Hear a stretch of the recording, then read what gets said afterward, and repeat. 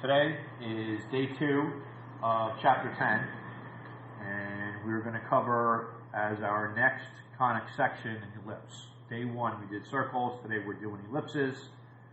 These don't necessarily have to be taught in any particular order. I'm not even sure what order the book covers them in. So, as a quick reminder, in terms of visual features, all 4 conic sections can be visualized through the intersection of a plane with a double cone. Algebraically, they all can be written in this general form. For now, there is going to be no the BXY term. We're going to address that a little bit later. Okay, an additional connecting feature of all your conic sections is all conic sections can be defined in terms of a distance. So the circle was a set of all points in a plane that would be distant from a center. For an ellipse is a set of all points, x, y, in a plane, the sum of whose distances from 2 distinct points, called foci, is constant. So what we have here is an oval type of shape. There are going to be 2 points individually known as a focus, collectively known as the foci. Any point that you pick on the curve, that distance plus this distance remains constant. It's known as the sum of the focal radii. The line through the foci intersects the ellipse at 2 points called vertices.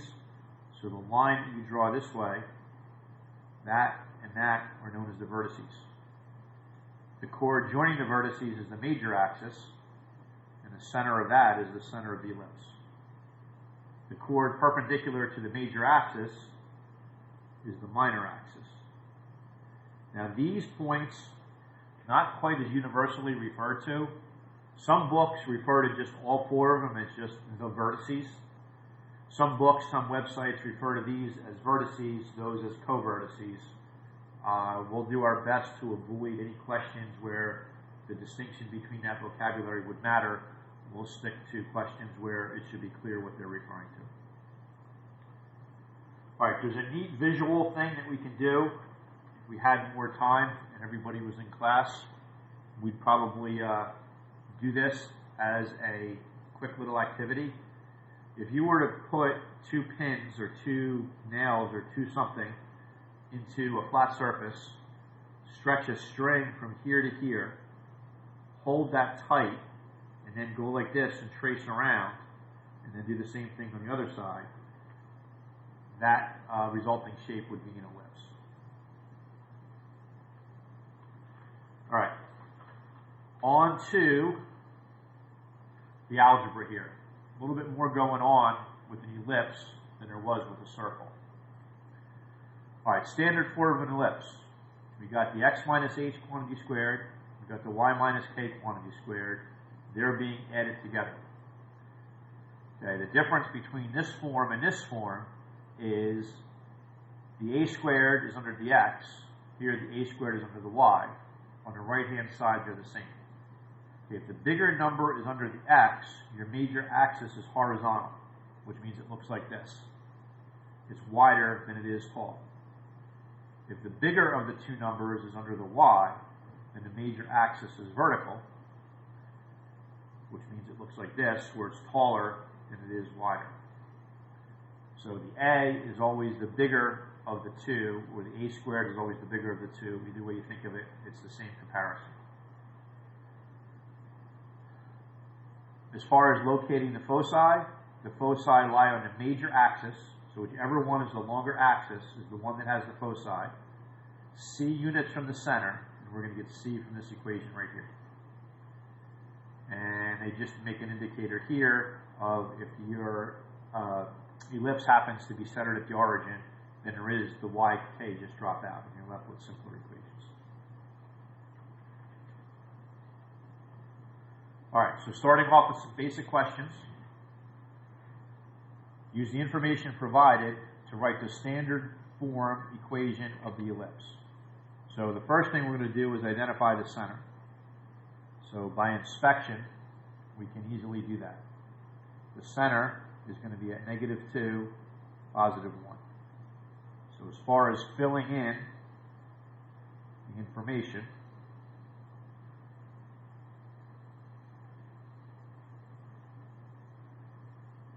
This is going to be a plus 2. This is going to be a minus 1. All right, what we're going to do is, for what goes underneath the x, count how many spaces left and right we need to go to in order to get to the edges of the ellipses. The edges of the ellipse. 1, 2, 3, 1, 2, 3. We're going to square that. And a 9 underneath the x plus 2 quantity squared. We're going to do the similar thing for the y. 1, 2, 3, 4, 5, 6. So that's going to make this 36. So we just count the other way to verify. 1, 2, 3, 4, 5, 6. So if the only thing they want is the standard form equation of the ellipse, that's it right there. We're going to get the HK by identifying the center. The A squared, B squared numbers come from how far we have to count left, right, up, down, respectively, in order to get to the edges of the ellipse. Now the bigger number is under the y squared, which indicates that it's taller than it is y. I don't recall in this PowerPoint if there are questions specific to finding the foci. If not, we're going to come back and do that as an example, but for right now, I don't recall the sequence of this particular PowerPoint. Okay, on to the next one. We are going to identify the center, and we're doing that simply by inspection. Okay, the center is at -1, +2.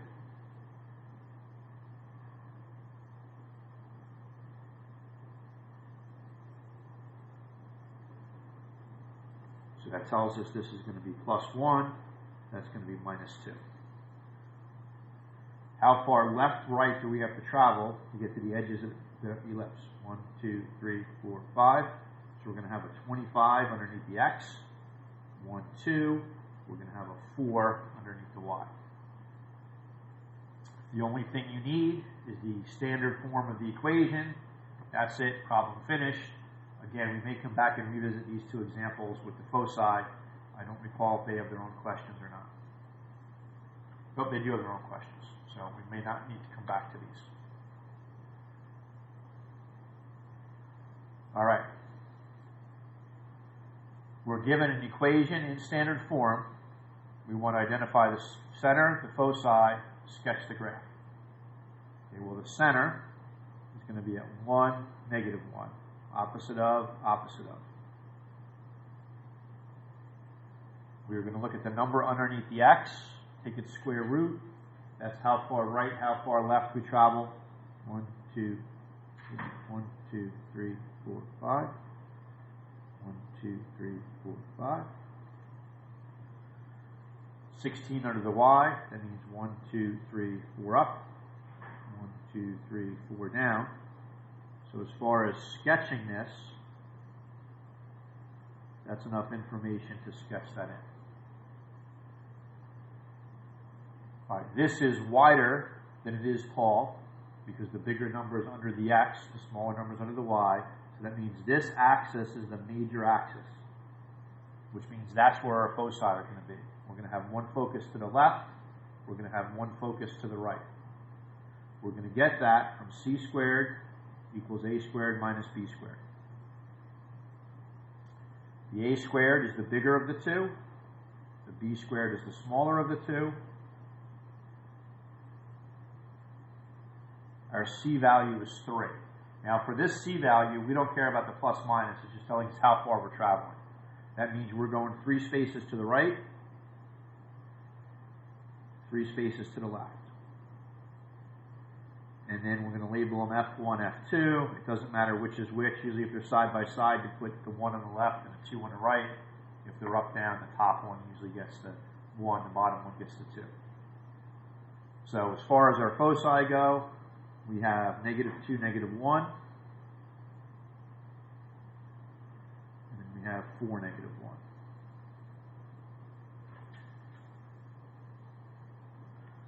And that answers all the questions.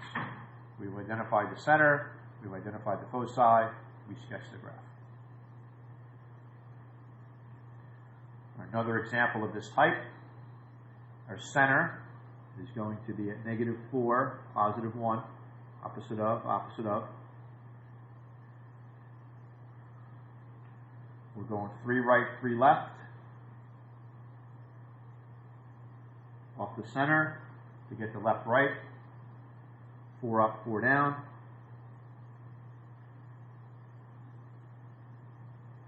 To get the top, bottom. That's enough information to draw the curve itself. It's taller than it is wide, so the bigger of the two axes is the up and down. So we have one focus up here, a second focus down there. We get those foci from c squared equals a squared minus b squared. A squared is the bigger of the two numbers. B squared is the smaller of the two numbers. And we get the square root of 7. Okay, for the purposes of stating the foci, as we've said with several different problems here, stating a feature implies it wants an exact value. So off of that x, well, the x value is going to stay -4. But off of that y value, we're going to be going up root 7, down root 7. So 1 plus or minus root 7. So that's how we'd express our foci in exact form. In terms of graphing it, root 7 is between root 4 and root 9, so it's 2 point something. 1, 2, so F1, 1, 2, F2, and as long as you're in between the two values, it's close enough. You don't have to worry about like 2 point what-ish, just put it in the middle of the two. Chances are the graphs aren't that accurate to make that distinction anyway.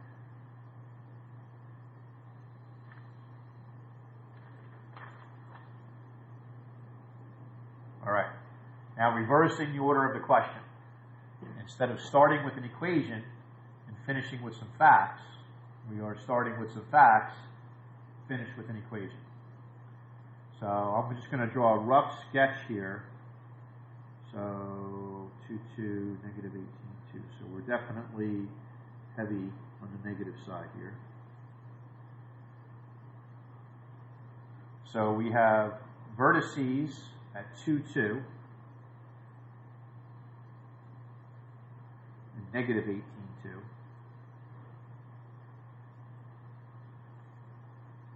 We have foci at negative 2, 2.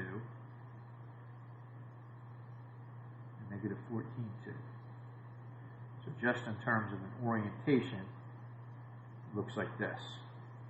So that's a focus, that's a focus. The foci are on a major axis, so it's longer than it is tall. So that's just a very, very rough sketch to help wrap your brain around what's what. So, from this information, we can easily get the center. We can either get the midpoint of the two vertices or the midpoint of the two foci. It doesn't matter which. It'll give us the same answer either way. So I'm going to do the two vertices. So halfway between negative 18 and positive 2, well, negative 18 plus 2 is negative 16. Negative 16 divided by 2 is negative 8. So negative 8, and then it's going to be on that same horizontal line, 2. So negative 8, 2 is our center. So that's going to be x plus 8 quantity squared, y minus 2 quantity squared. They're always equal to 1.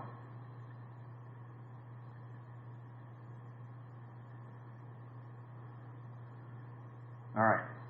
Now, how far off of this center do we have to travel to get to the right or to the left edges? Well, negative 8, 2 to 2, 2 is 10 spaces. So that must be 100 under here. Or you could do that distance this way. So we need one more missing piece of information. We need that b squared, or b squared, because the bigger one has to be a squared. So from that, we're going to use the formula c squared equals a squared minus b squared. The distance from the center to the foci, well, from negative 8 to negative 4 is 6 spaces. So this is going to be 36. The a, we've already figured out, is 100. So the b squared must be 64. And that is our final answer.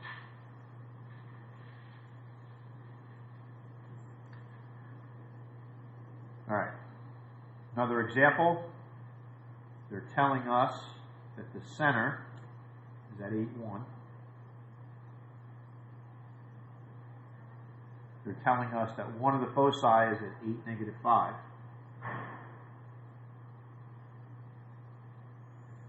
And they're telling us the height is 20.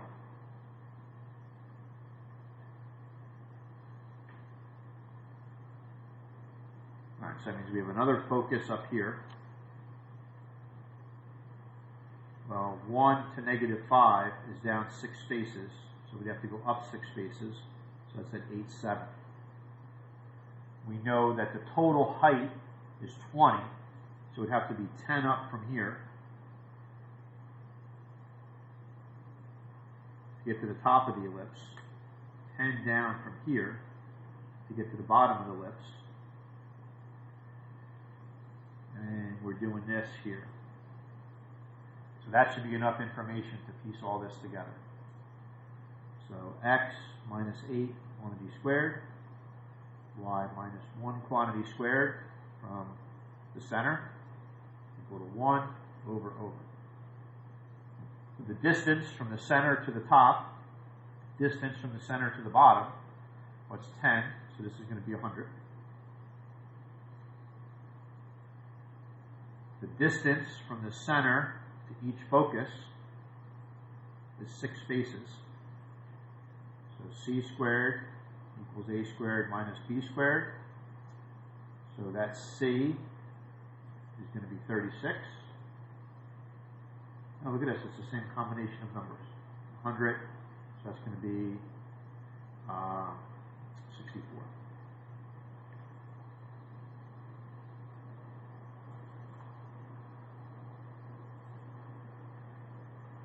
All right. Next skill.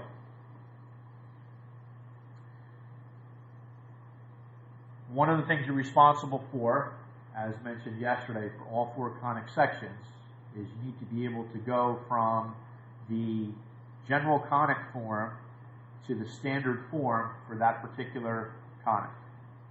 So here's the set of steps when you're working with an ellipse. That is just recopied here.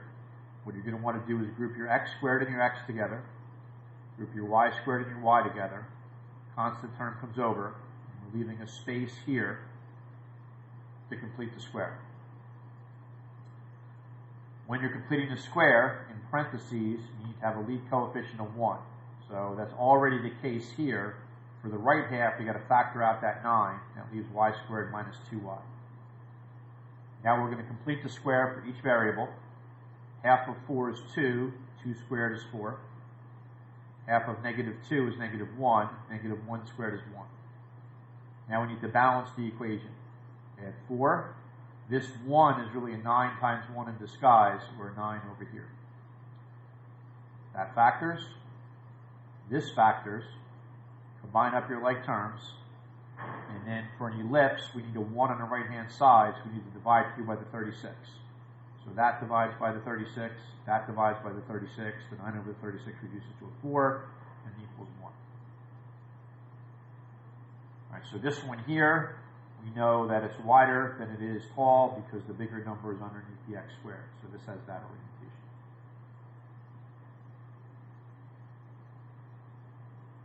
Okay, one more quick example, running through all the highlights here. We want to group together the x squared and the x, group together the y squared and the y, constant term over to the right. We're leaving a space to complete the square. We need to factor a 4 out of here. That leaves x squared plus 18x. Nothing to factor out of here. Oops, that shouldn't be here just yet.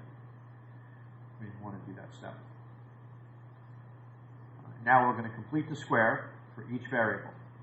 Half of 18 is 9. 9 squared is 81. Half of 2 is 1. 1 squared is 1. This 81 is really 4 times 81 in disguise, so that's how we have to balance it out over there. Plus 1. That comes down, factor, factor, combine your like terms, get you to here, then divide through by the 100.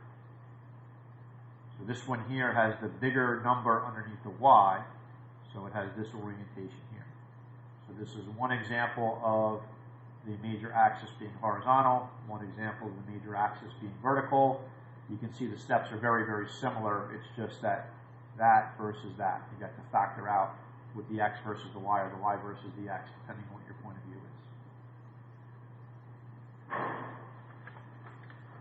All right, last thing for today, related to ellipses. Something called eccentricity.